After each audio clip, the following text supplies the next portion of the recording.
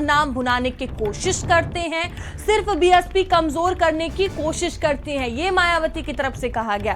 खासकर कांग्रेस पार्टी से सजग रहें, कांग्रेस की दलित विरोधी मानसिकता है, ये मायावती की तरफ से देखिए जोरदार हमला कांग्रेस पर किया गया है।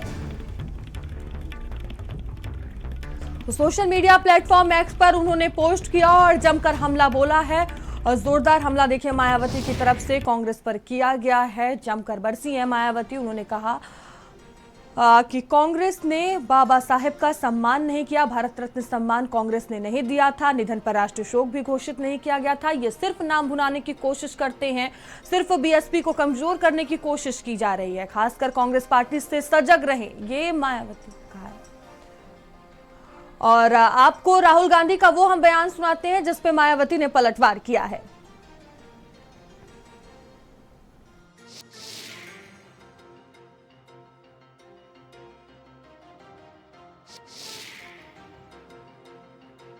कांशीराम रात में उत्तर प्रदेश में घूमते थे, वो पेन लिए घूमते थे और वो कहते थे कि पेन होता है, लिखाई इस साइड से होती है, शाही इस साइड में होती है, निब इस साइड होता है, ऊपर से कवर लग जाता है 15% का, वो कहते थे। और वो ये भी कहते थे कि पेन को ऐसे होना चाहिए कि समाज का फायदा 15% को मिले मगर 85% को भी मिलना चाहिए, उसमें शामिल वो भी होने चाहिए। अब क्या हुआ?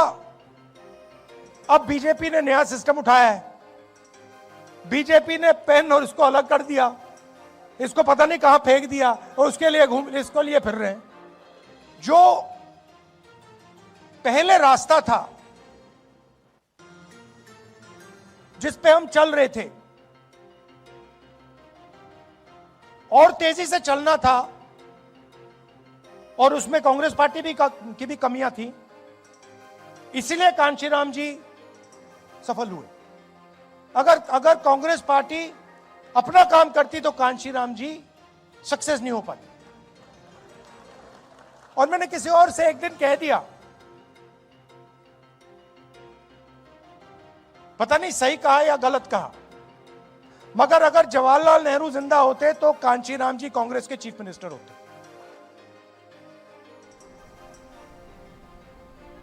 और कपिल हमारे साथ जुड़ चुके हैं। कपिल, देखिए कांशीराम पर सियासत गरमाई हुई है, एक तरफ राहुल गांधी का बयान सामने आया, उसके बाद मायावती ने भी जमकर पलटवार किया है।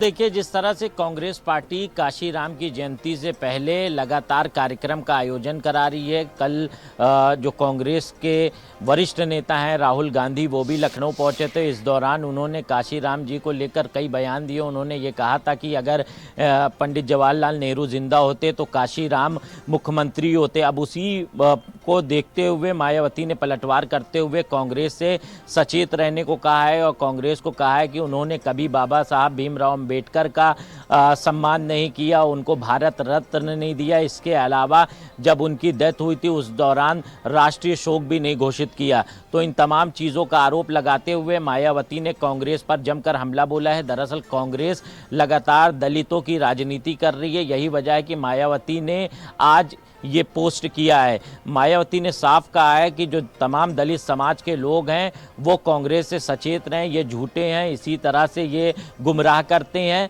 तो अब मायावती ने कांग्रेस पर जमकर हमला बोला है और जिस तरह से कांशीराम जी को लेकर लगातार कांग्रेस अभियान चला रही है और पार्टी में जो दलित हैं उनको जोड़ने की कोशिश कर रही है, उस पर कहीं ना कहीं मायावती ने एक बड़ा हमला किया है और ये साफ कहा है कि जो इंसान जो पार्टी बाबा भीमराव सुरेंद्र राजपूत जी हमारे साथ जुड़ चुके हैं।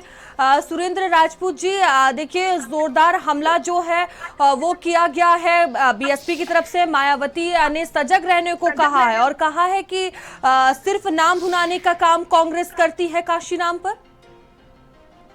मायावती जी इस वक्त धन की दौलत की बेटी हो गई है, वो दलित की बेटी नहीं रही।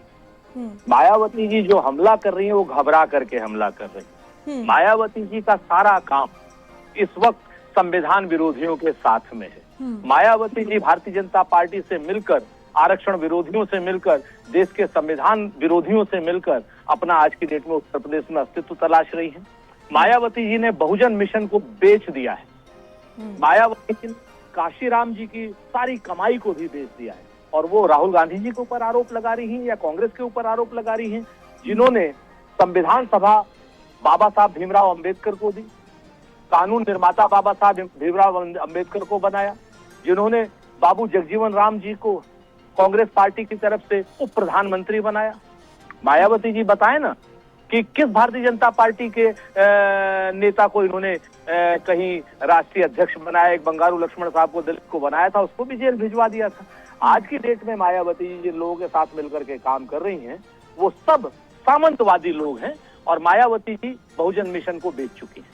किन लोगों के साथ सर मिलकर काम कर रही हैं, किस ओर इशारा है ये? और जिस तरह से आप कह रहे हैं कि मायावती घबरा रही हैं, तो कौन सा डर उन्हें सता रहा है? उनको बहुजन मिशन के खात्मे का डर। बहुजन मिशन उनके तरफ से अब हट करके इंडिया गठबंधन की तरफ और श्री राहुल गांधी जी की तरफ कांग्रेस जा रहा है। वो बहुजन समाज पार्टी को जिस तरीके से उन्होंने टिकट बेचे हैं, जिस तरीके से उन्होंने भारतीय जनता पार्टी के सामने आत्मसमर्पण किया है, बहुत स्पष्ट है कि मायावती जी आने वाले दिनों में अप्रासंगिक न हो जाएं, इसका डर उन्हें सता रहा है। जी सुरेंद्र जी, बहुत धन्यवाद आपका जानकारियों के लिए।